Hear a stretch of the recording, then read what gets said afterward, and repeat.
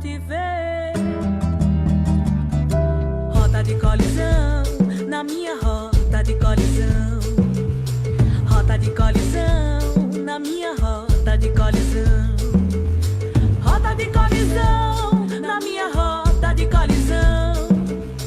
Rota de colisão, na minha rota de colisão.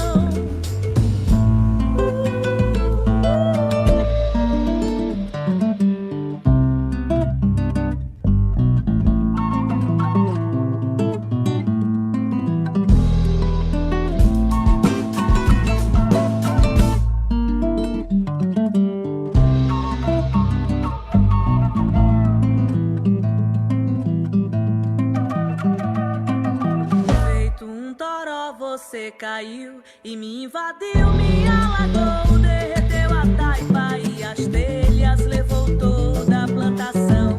Não dava fruto, sempre murchava. Você surgiu e germinou, e as frutas doces despencarão, feito minhas pernas altivez. Rota de colisão, na minha rota de colisão.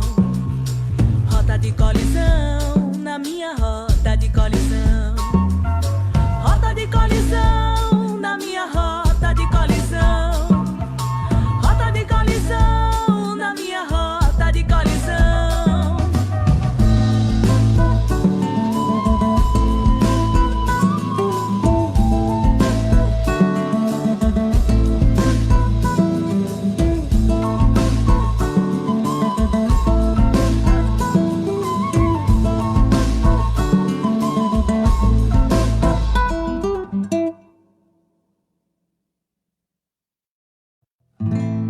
Feito um cometa, você chegou e me abraçou com todo ardor.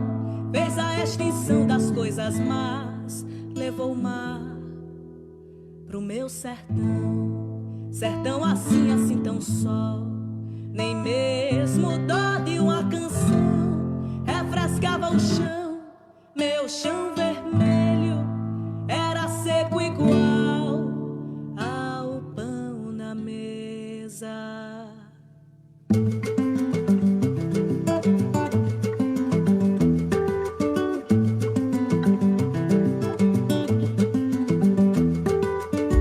Feito um cometa, você chegou e me abraçou com todo ardor. Fez a extinção das coisas más, levou o mar pro meu sertão. Sertão assim, assim tão só, que nem mesmo dó de uma canção refrescava meu chão vermelho era seco igual ao pão na mesa. Refrescava meu chão vermelho era seco igual ao pão na mesa.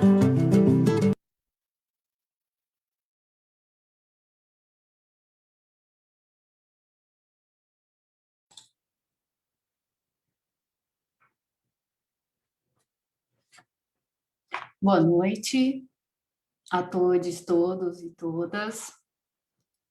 Eu gostaria de agradecer ao Museu do Holocausto de Curitiba pelo convite e pela oportunidade.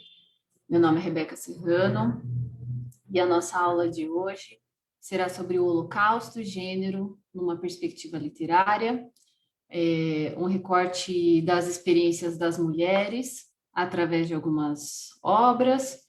E essa aula é parte da programação do evento para o mês de orgulho, que se chama Além do Silêncio, Existências LGBTQIA+, Memórias e Narrativas de Vida. As dúvidas e perguntas podem ser feitas pelos comentários do Facebook e pelo QIA, aqui para os participantes do Zoom. O material complementar com os textos foi enviado por e-mail para os participantes e está disponível nos links do Facebook e também aqui do chat do Zoom. A Shoah é um assunto denso, complexo e repleto de desdobramentos. Ainda hoje, há documentos e fontes primárias a serem exploradas e estudadas, com as aberturas de arquivos no leste europeu, por exemplo, e descobertas de fotos, como a recente por uma autora chamada Wendy Lower, que escreveu um livro inteiro baseado numa foto que era desconhecida até recentemente. Essa aula se propõe a fazer um panorama sobre alguns estudos de gênero e o Holocausto, a partir de uma matéria que eu tive com uma professora chamada Miriam Sivan, na Universidade de Haifa, em Israel. Define-se como questões específicas de gênero a análise das diferenças das experiências, entre aspas, aí, feminina e masculina, reconhecendo hoje o avanço dessa discussão e desse debate, né, e a multiplicidade desse conceito de gênero ou gêneros, e essa análise que tem a ver com os papéis sociais que os homens e as mulheres desempenhavam antes e durante o regime nazista. É importante relembrar e reafirmar que todos os judeus foram vítimas da Shoah. Em breve vocês vão saber por que eu fiz essa afirmação. Bom, o contexto desses estudos pioneiros das mulheres pioneiras está lá no ano de 1983, nos Estados Unidos, com as professoras Joan Hingelheim, a professora Nehama Tek e a professora Mirna Goldenberg, que estão aí na fotinho do slide, e que organizaram uma conferência com o tema Mulheres que Sobreviveram à Shoah, no Stern College, em Nova York. E o foco dessa conferência eram as experiências das mulheres. Participaram dessa conferência 400 mulheres, entre acadêmicas e sobreviventes, e é interessante ressaltar que mulheres que sobreviveram à Shoah em vários contextos, né, em esconderijo, no exílio, em guetos e também em campos.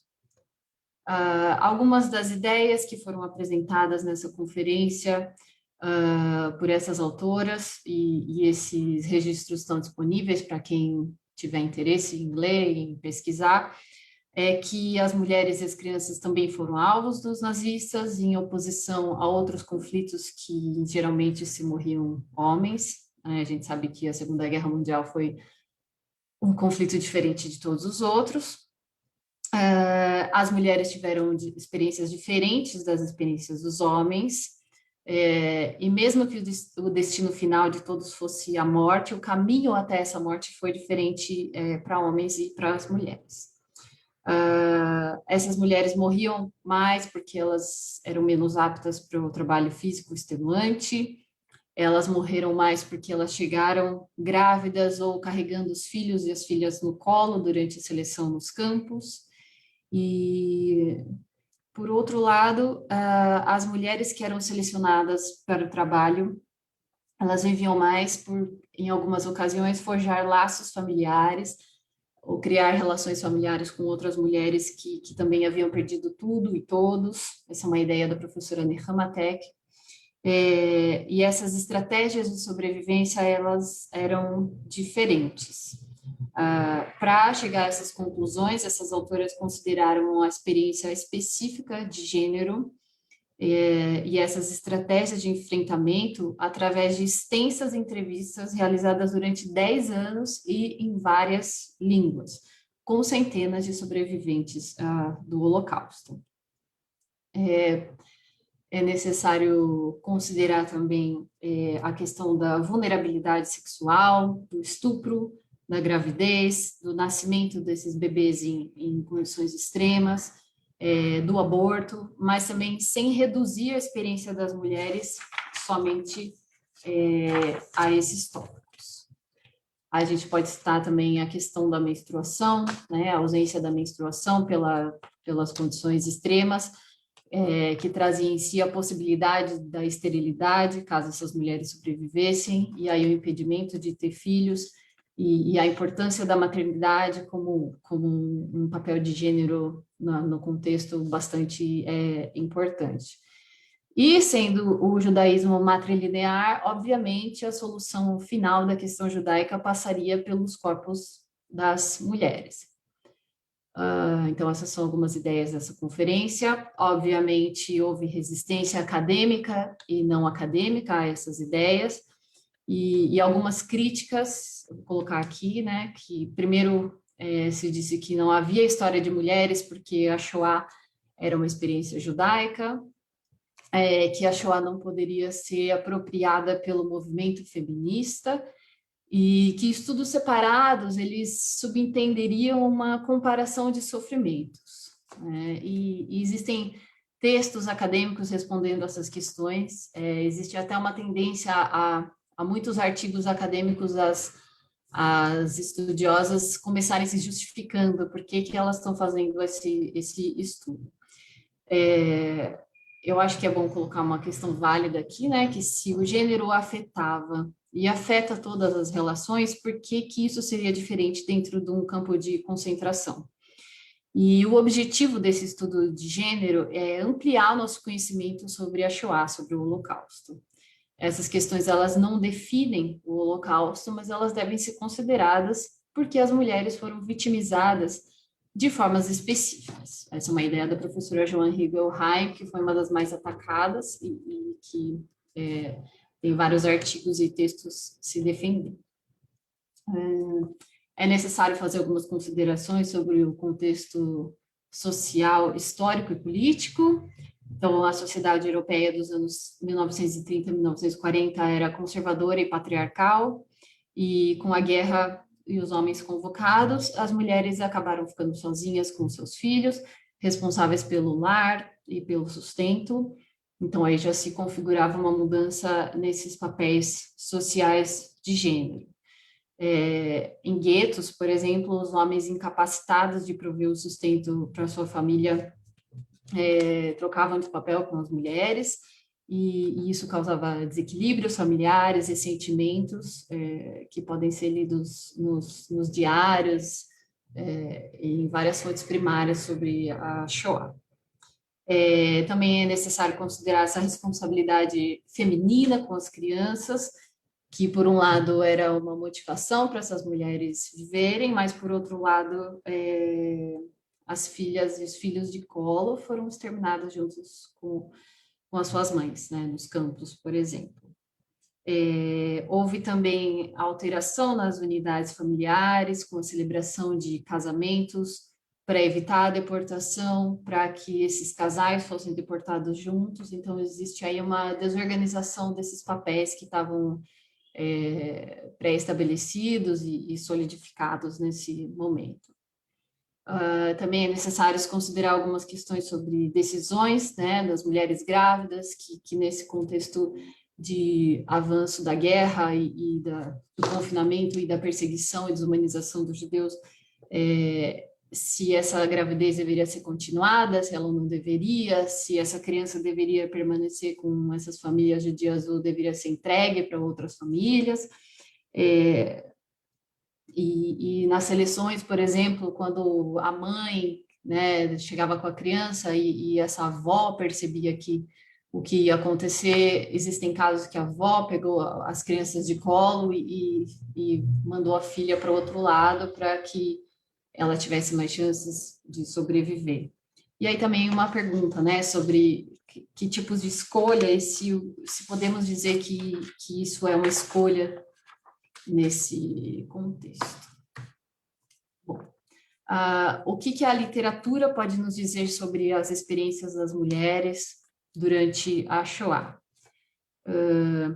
Alguns exemplos de escrita a gente vai ver aqui, que tentam nos dizer o que aconteceu com as mulheres. A gente tem a tendência pelo menos eu, né, eu nem percebia isso. Eu fiz um mestrado estudando a obra de um homem, que é o Primo Levi, e só me atentei para essas questões muito tempo depois, porque me foram apresentadas nem aqui no Brasil, né? Então, eu acho que tem muito trabalho a fazer em relação a esse tema e transformar essas fontes em textos acessíveis para todas as pessoas e não somente ficar nos muros da academia. Os textos que a gente vai trabalhar hoje são alguns relatos em primeira pessoa, são obras ficcionais, e Cabe aqui uma observação sobre a literatura e a Shoah.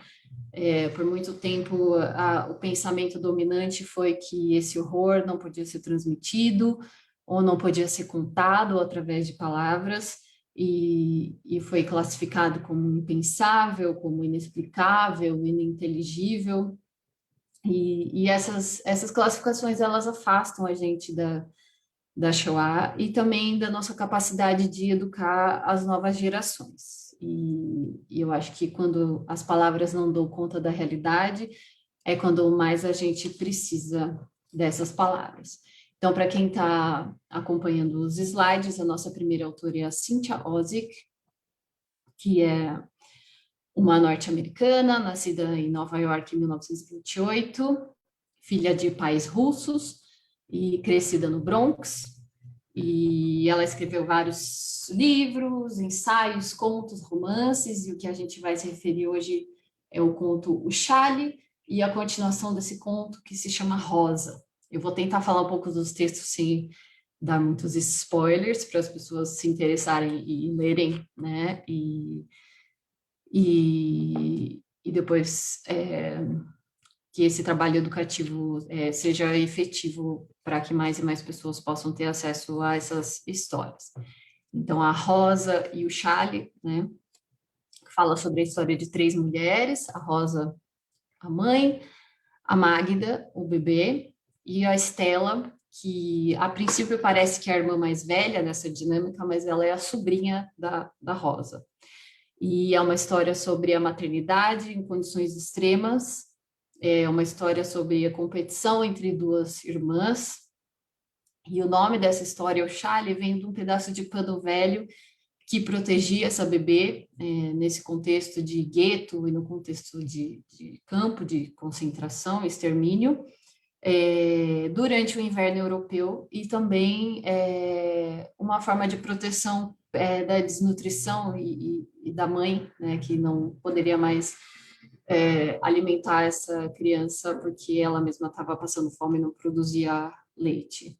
Esse chale é um símbolo que conecta 2 vidas, ele pode ser visto como um escudo, um talismã que se torna uma relíquia, um artefato, e também pode ser visto como um casulo, né, que é fora do corpo da mãe. O chale é muito importante nessa história, e é legal ler. É uma história bem curta, de 2 páginas, muito intensa, muito difícil de ler, mas é bastante importante. E um dia essa irmã mais velha tem frio e ela pega esse chale para se cobrir. Eu acho que, obviamente, as pessoas entendem que essa criança vai morrer, né? A forma como ela morre aqui fica a critério da leitura de vocês. Se dá uma situação em que a mãe tem que escolher entre ser a mãe ou sobreviver, né? E essa história também fala sobre estupro, violência sexual, sobre a questão da maternidade e manter uma criança viva nas circunstâncias em que a desumanização é total, e essa relação patológica que a mãe tem com essa criança, que ela, na continuação dessa história, que se chama Rosa, ela escreve cartas para essa criança que supostamente cresceu, né? Ela continua a viver numa realidade alternativa que só a Rosa está presente. E ela diz no texto: para mim só existe um tempo, não existe depois, e aí essa incapacidade de esquecer o passado traumático, ela influencia no presente da Rosa. O contexto da Rosa é que, passo a passo, ela perdeu tudo que ela tinha, ela foi morar no gueto, que era uma situação sufocante e degradante, o dia a dia aqui no campo, e essa imagem dessa filha se encaminhando para a morte, esse bebê morrendo. É uma narrativa dividida em 2 partes, que a primeira é o contar e a segunda parte é o rememorar, né?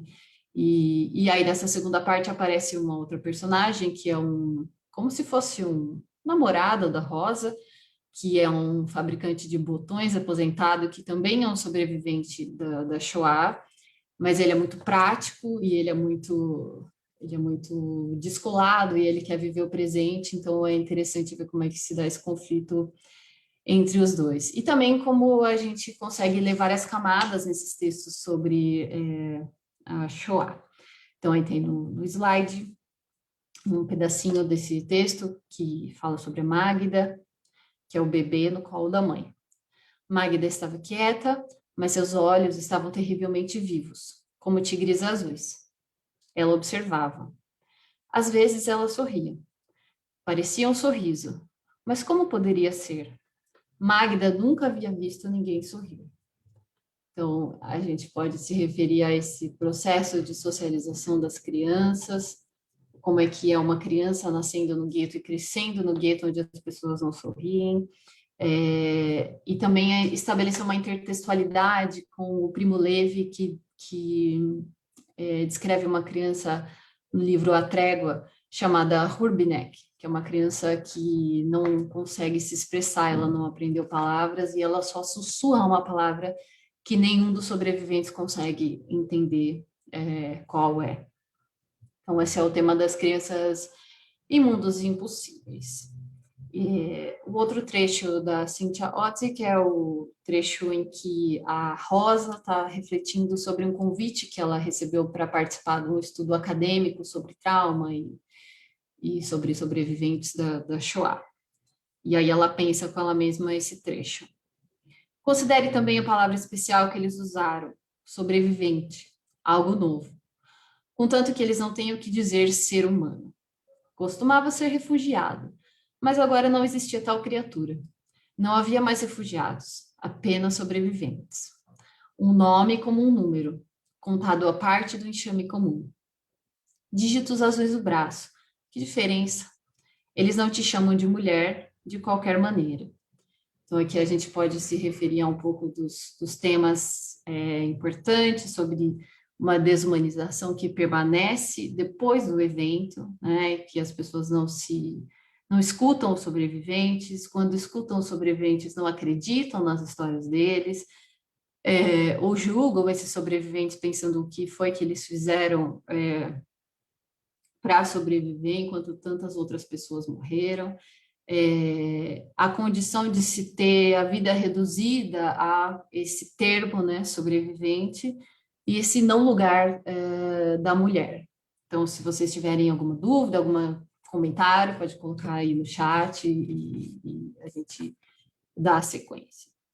A segunda autora é a Sherry Zeman, que não era judia, ela nasceu em 1956, ela está viva também, e tem uma obra polêmica, ela também é uma autora polêmica, e ela escreveu do ponto de vista dos sobreviventes, apesar de não ser uma sobrevivente e também não ter parentes sobreviventes.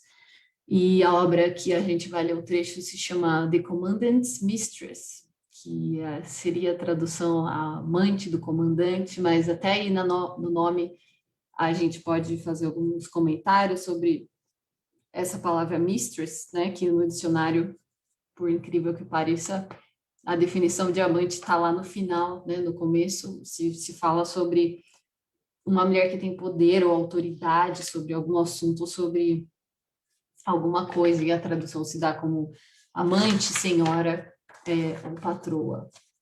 O tema dessa obra é um tabu, que é o abuso sexual, e a Zeman também escreve do ponto de vista dos criminosos nazistas, e por isso ela foi acusada de dar plataforma para os nazistas, apesar de que o ponto de vista do nazista que ela apresenta é um homem medíocre que quer subir a qualquer custo na hierarquia militar e que a gente pode relacionar o conceito de banalidade do mal, ou seja, esse burocrata que trabalha como parte, como engrenagem de uma máquina de genocídio, e que é uma ideia da Hannah Arendt, que é outra mulher incompreendida, né? As pessoas têm a tendência a julgar alguns equívocos que ela fez em algumas obras e descartar todo o restante que ela fala. E lembrando que essa banalidade ela não exonera o criminoso da responsabilidade. Então, esse é um livro bastante difícil de ler também.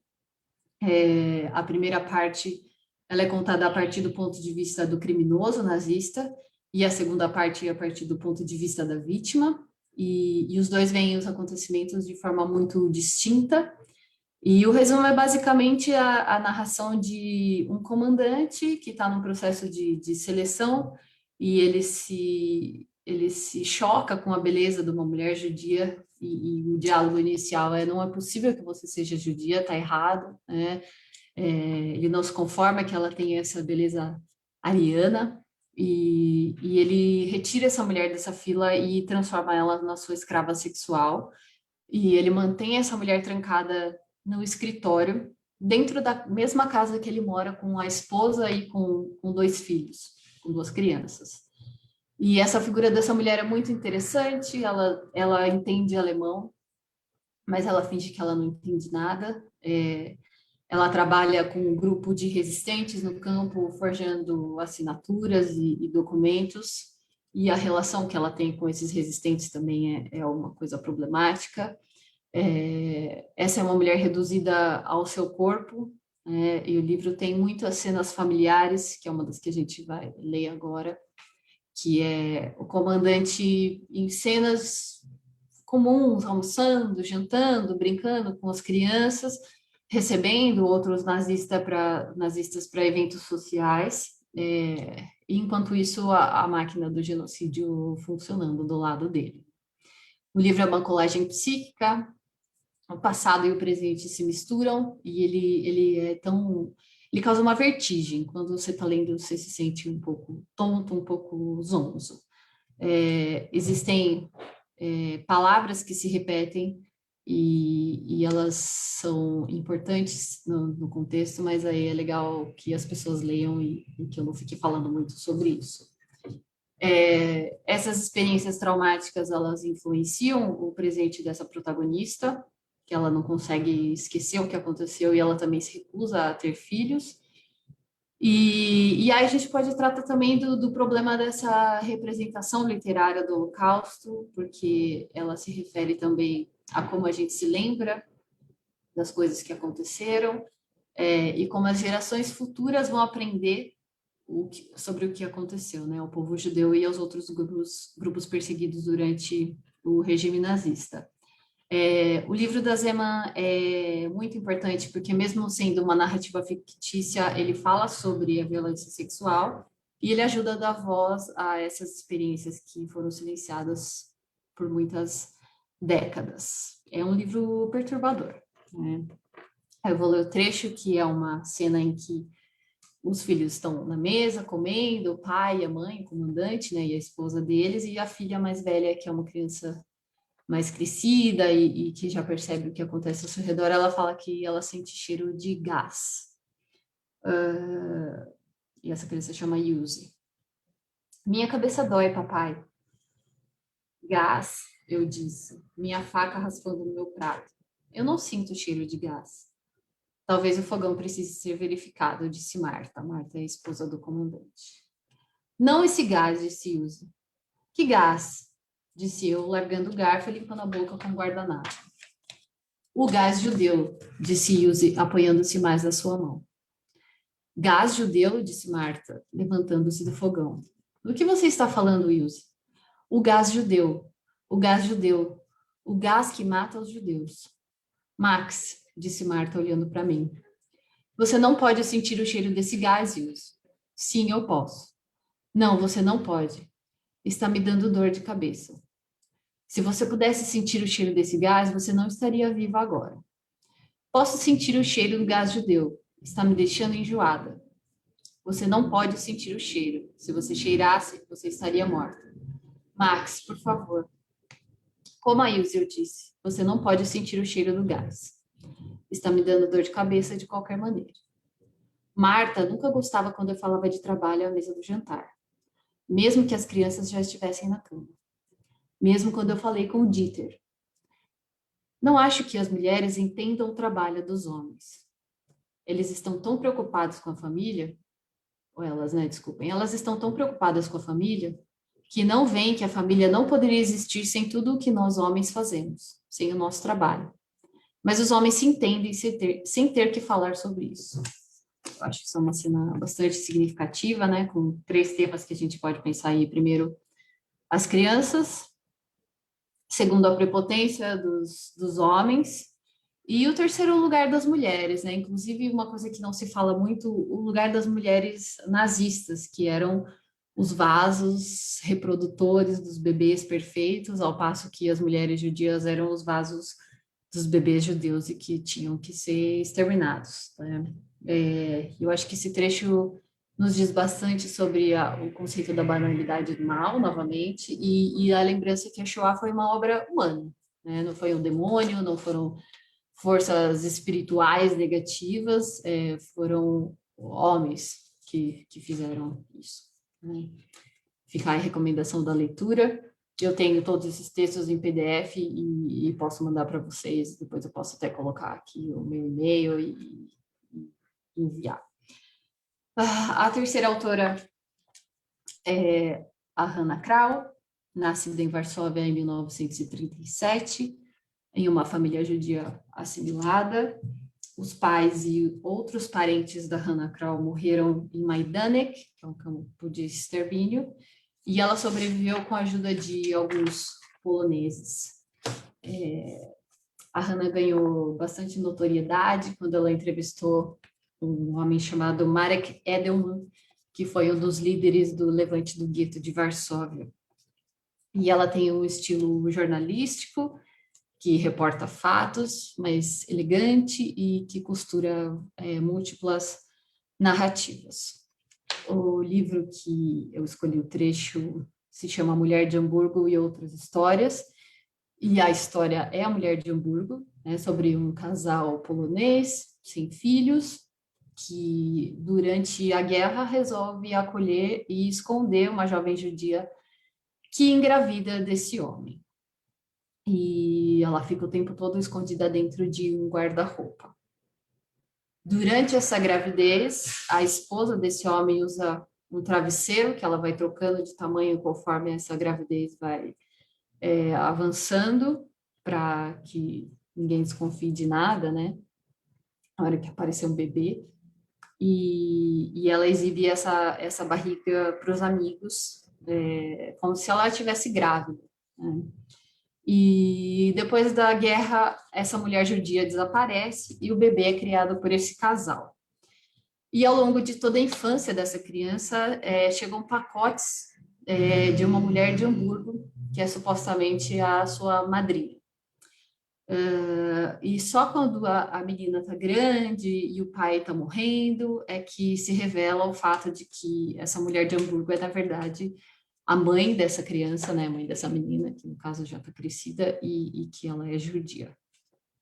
Então, a gente tem também a maternidade como uma questão central nessa história, diferente da primeira que a gente falou, né, em que a Cynthia Ozick, a Rosa se apega à maternidade, e a nossa personagem aqui, ela se debate com essa ideia de ter uma filha.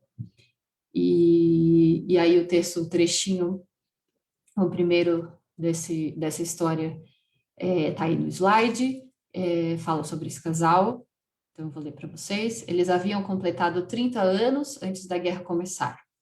A guerra não mudou suas vidas, exceto pelo fato de que eles pararam de dançar e novas palavras apareceram na cidade. Então é um trecho bastante significativo, no sentido de que a guerra para algumas pessoas era um infortúnio, alguma coisa que estava acontecendo, né? Mas não significava o fim de tudo para os judeus, como significava para outras pessoas que não foram perseguidas pelo regime. O outro trecho é a respeito do guarda-roupa. Guarda-roupas e judeus. Este é, talvez, um dos mais importantes símbolos do nosso século. Viver em um guarda-roupa, um ser humano em um guarda-roupa, no meio do século XX, no coração da Europa. Então, esse guarda-roupa como essa metonímia, como símbolo do que aguardava os judeus no regime nazista, uma vida confinada, uma vida com medo, uma vida claustrofóbica, uma vida com horror, e o simbolismo também do caixão. Né? E o último trechinho, que é bastante interessante: num dia de verão, a esposa voltou para a casa das compras. A jaqueta do marido estava na antessala. Ele havia chegado do trabalho mais cedo do que o comum. A porta do quarto da judia estava trancada. No dia de outono, o marido disse: Regina está grávida. Então, a gente tem aí essa porta fechada e o surgimento dessa gravidez, né? Esse silêncio, não se explica nada. Essa relação de poder que esse homem tem sobre essas duas mulheres.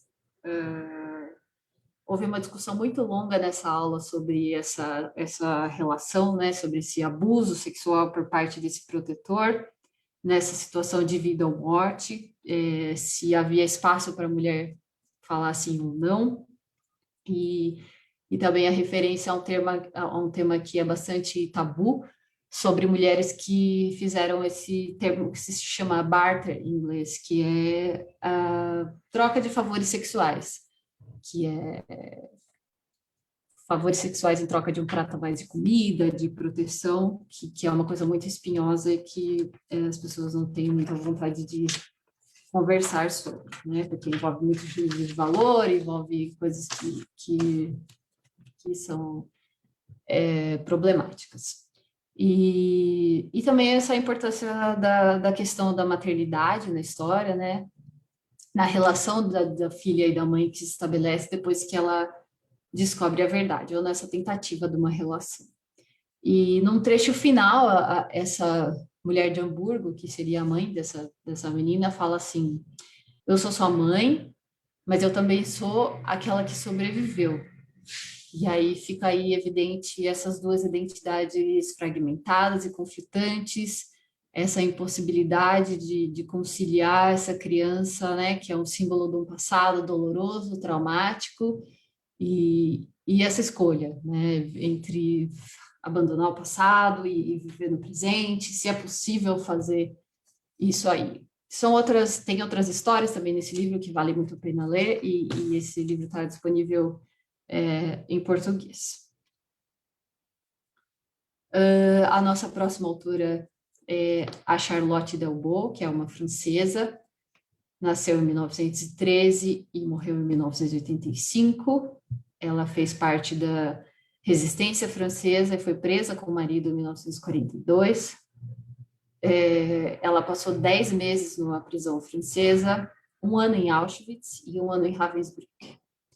E o texto dela, o livro, se chama Auschwitz e Depois, que é uma obra bastante poética, porque ela intercala prosa e poesia e uma forma de texto que é como se fosse uma terceira via, né, entre essas duas.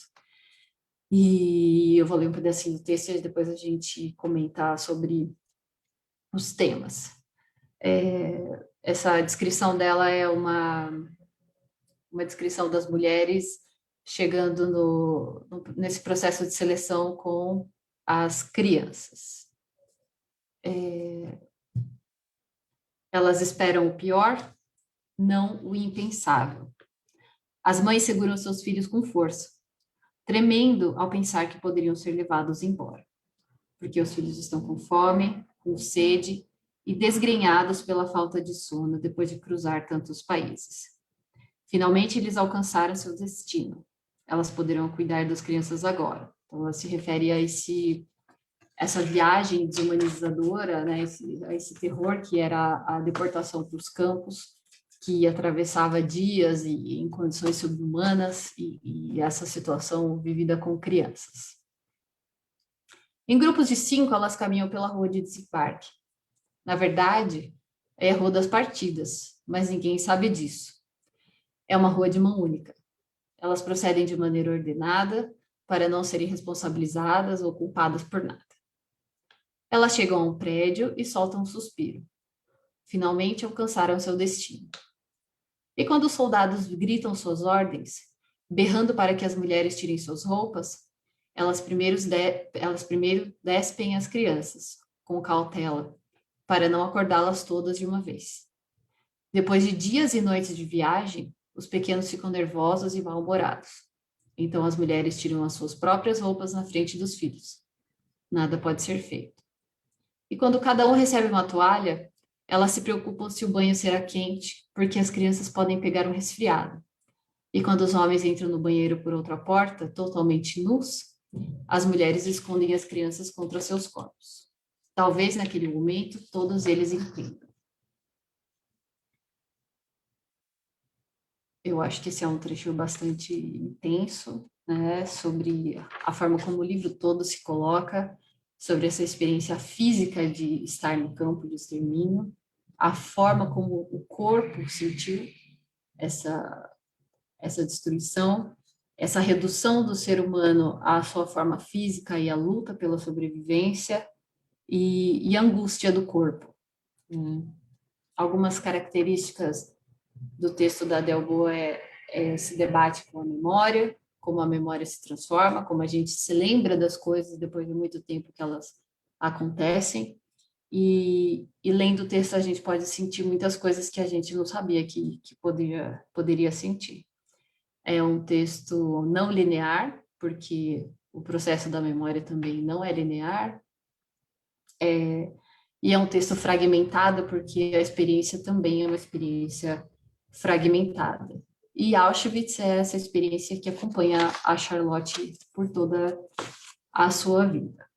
Então, essas 4 foram as autoras que falam das experiências das mulheres, mas também acho que cabe aqui falar um pouco sobre a experiência dos homossexuais, que também é uma outra história silenciada, e eu vou fazer isso através da história do Gerd Beck, que é um alemão nascido em Berlim, em 1923. Ele era considerado um mestiço, né, porque o pai dele era judeu e a mãe era cristã. E desde pequeno ele gostava de atividades como teatro, balé. Durante a guerra ele se envolveu em atividades de resistência. E algumas observações sobre os homossexuais no Terceiro Reich já foi falada na primeira sessão aqui, bem em detalhes, mas é bom lembrar que se fala sobre esse artigo 175 do Código Penal Alemão, que começou em 1871 e permaneceu até 1994, né? Ele foi mantido após a guerra e ele era um vestígio legal das perseguições, legal no sentido da lei, né? Das perseguições nazistas. Então, alguns números absurdos. A 17 foram anuladas as condenações e foram pagas indenizações para esses homossexuais perseguidos. Foram 50 mil condenados entre 1949 e 1950.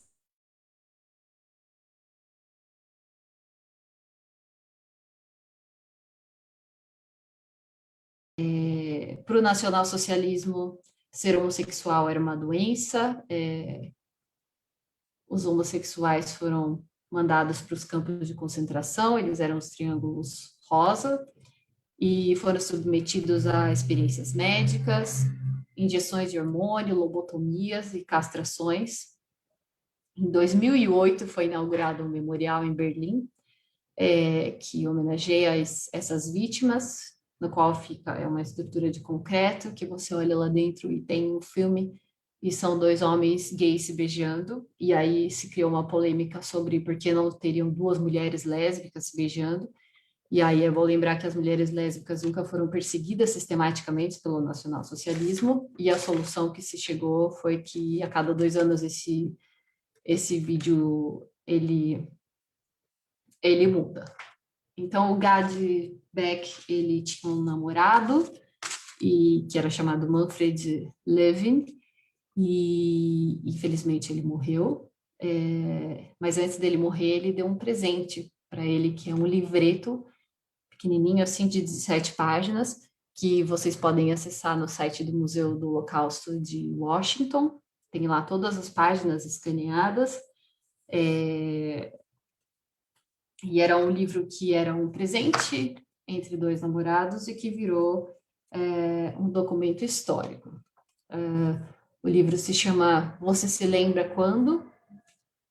E ele é quase uma cápsula do tempo, porque ele é uma perspectiva da vida dos judeus alemães durante o período, e é também uma lembrança de uma história de amor que aconteceu há muito tempo e que a gente nunca vai poder conhecer. Então, tem alguns trechos que o Manfred escreve para o Gad, eu vou ler aqui para vocês terem uma ideia. Querido Gad, eu quero te dar um presente, mas não somente algo meu que você possa olhar e guardar, mas algo que possa te fazer feliz todas as vezes que você tocar.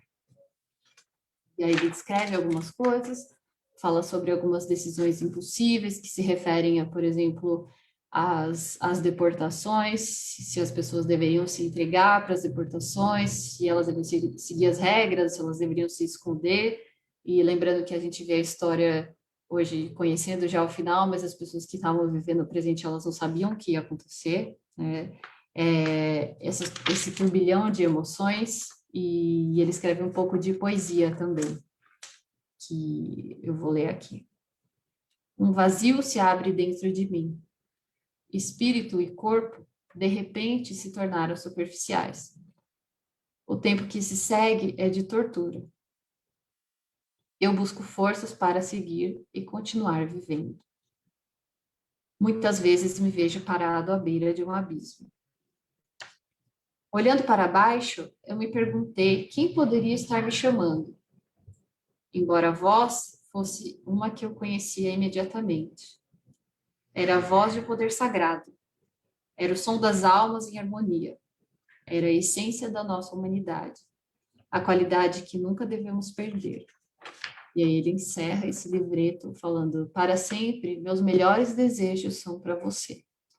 E 11 de novembro de 1942, o Manfred, junto com a irmã e com os pais, foram deportados para Auschwitz e lá eles foram assassinados. Muitas obras artísticas foram feitas para contar essa história de amor, que são músicas e peças de teatro. E aí tem um trechinho de uma peça de teatro que é um diálogo entre o Gad e como se fosse o fantasma do Manfred. E aí o Gad diz para ele: você quer que eu lembre? Querido, fiz de tudo o que eu pude para esquecer. É muito difícil, Manfred. Eu sobrevivi ao Holocausto. Eu tive que encontrar uma maneira de viver. Houve tanta vergonha depois da guerra e eu não tinha nada. Nada além do seu diário. A poesia de um belo garoto de 19 anos que eu amei. Fragmentos. Às vezes eu folheio suas páginas e choro e amaldiçoo e dou risada. Mas vá agora, Manfred. Deixe-me esquecer. Então aí também o tema de como lidar com essa memória traumática, se esquece e deixa o passado para trás, para se ter alguma possibilidade, alguma chance de viver uma vida relativamente normal. O livro do Gad chama Uma Vida Underground, né? Eu não tenho em português e ele conta a história dele. É muito difícil achar esse livro, se alguém tiver, seria legal compartilhar. E trazendo essa reflexão para o presente, né? No Brasil dos feminicídios, dos assassinatos, das múltiplas formas de violência contra a população LGBTQIA+, no Brasil da fome, da pobreza, do desemprego, das práticas eugênicas, da gentrificação, dos negacionismos, da violência de Estado impune, do desrespeito, do escárnio, do deboche. E eu acho que é mais do que necessário que a gente se volte às palavras, que a gente resgate o pensamento crítico, o exercício da alteridade, como já foi falado aqui, a dignidade irrestrita. E eu, como acredito que imagino que pessoas que estão aqui presentes hoje também acreditam que na literatura, né, nesse poder de se escrever um futuro melhor, principalmente por causa do tempo presente que a gente está vivendo. Eu queria encerrar com o texto da Rose Auslander, que é um poema muito bonito, que também está no último slide, e segue. Atira tua angústia no ar. Num átimo, teu tempo passa. Num átimo, o céu cresce. Sob o gramado caem teus sonhos, nenhures. Ainda recende o cravo, canta o tordo. Ainda tens o direito de amar, ofertar palavras. Ainda estás aqui. Ser o que és, oferece o que tens. Eu acho que fica legal o enfoque nessas palavras. Ainda tens o direito de amar, ofertar palavras. Ainda estás aqui. Obrigada. E se alguém tiver algum comentário, alguma pergunta, agora é o momento.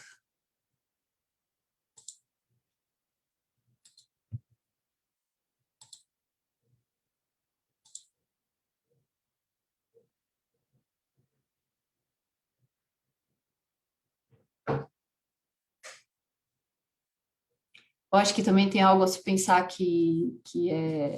essa fala foi sobre questões relativas à mulher, né, o papel da mulher, esse papel feminino, e a gente está agora no momento, no mês do orgulho LGBTQIA+, e o quanto se tem que fazer ainda a respeito de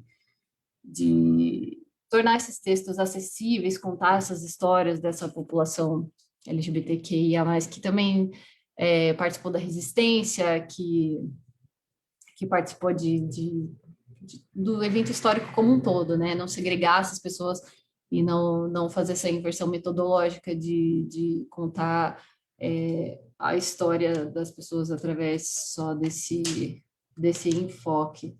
Eu acho que tem muito trabalho a ser feito nas escolas,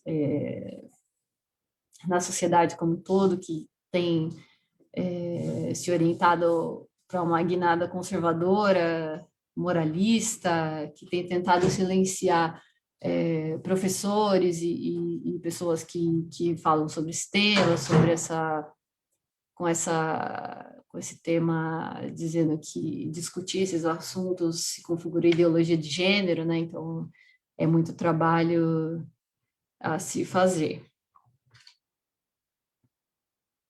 Fica essa sugestão aí dos livros, são livros que são fáceis de achar em língua inglesa, se vocês procurarem, tem amostras de PDF para ler no Google Books, e fica em aberto aí caso alguém queira fazer algum comentário, fazer alguma pergunta, fazer alguma reflexão.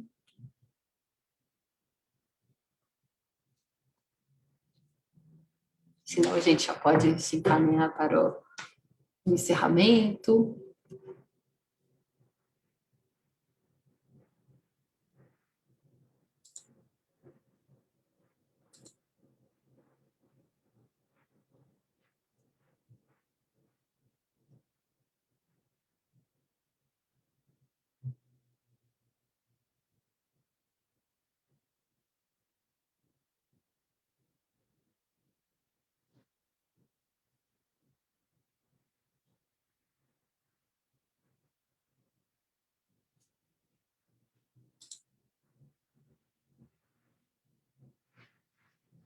Tem uma pergunta aqui sobre a memória. Eu gostaria de saber se existem autoras que trabalham a questão da memória da história oral das mulheres da Shoah. Tem, sim. Eu posso colocar aqui no chat alguns nomes.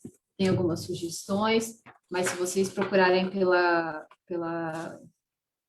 por essa Joanne Hingelheim, que foi falada aí no começo, Lilian Kremer fala sobre isso, a Mirna Goldenberg, tem também algumas indicações de leituras de texto de mulheres, né? Então a gente tem a Anne Frank, tem o diário da Etty Hillesum, tem os textos da Raquel Auerbach, que foi uma ativista do gueto de Varsóvia, que fez parte dos arquivos do Oniv Shabbat, do Emanuel Ringelblum, de uma médica que escreveu as suas memórias sobre essas questões de mulheres grávidas,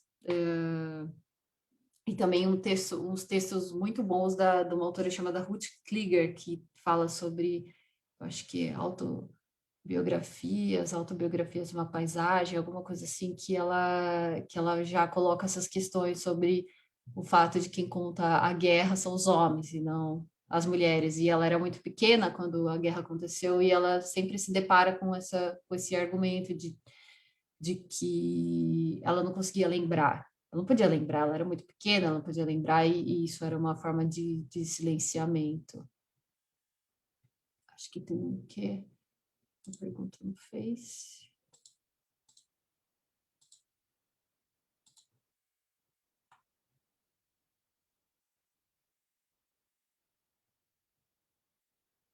Alguns comentários. Se tivesse uma tradução em espanhol, seria legal. Tem vários textos em espanhol. Eu acho que se a gente procurar no Google acadêmico, tem bastante coisa. Colocar até algumas palavras-chave que a Isadora colocou aqui sobre questão da memória, da história oral. Tem o pessoal do núcleo de história oral do museu daqui de São Paulo. Tem bastante gente se referindo ao tema, mas também tem muito trabalho a se fazer. Vocês vão tirar as perguntas. Os nomes que falei para colocar no slide depois, sim. Eu posso até colocar no chat aqui daqui a pouquinho.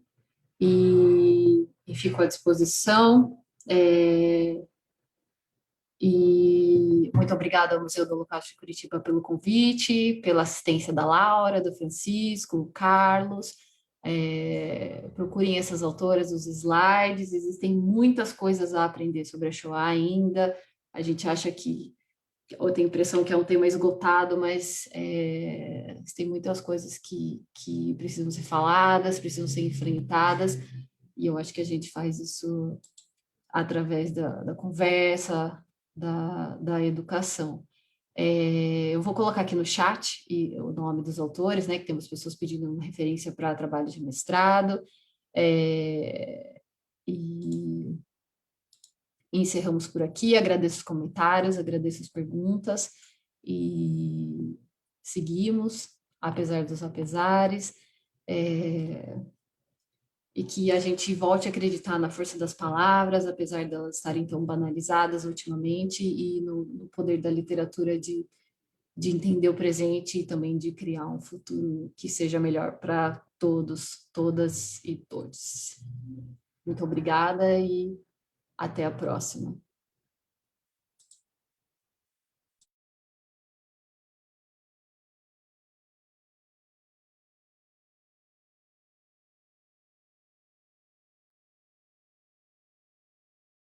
Feito um cometa, você chegou e me abraçou com todo ardor. Fez a extinção das coisas más, levou o mar pro meu sertão. Sertão assim, assim tão só, nem mesmo dó de uma canção refrescava o chão. Meu chão vermelho era seco igual ao pão na mesa.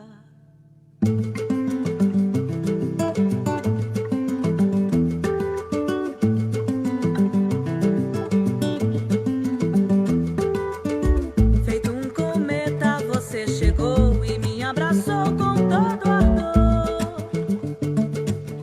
Fez a extinção das coisas más, levou o mar pro meu sertão. Sertão assim, assim tão só, que nem mesmo dó de uma canção refrescava meu chão vermelho era seco igual ao pão na mesa. Refrescava meu chão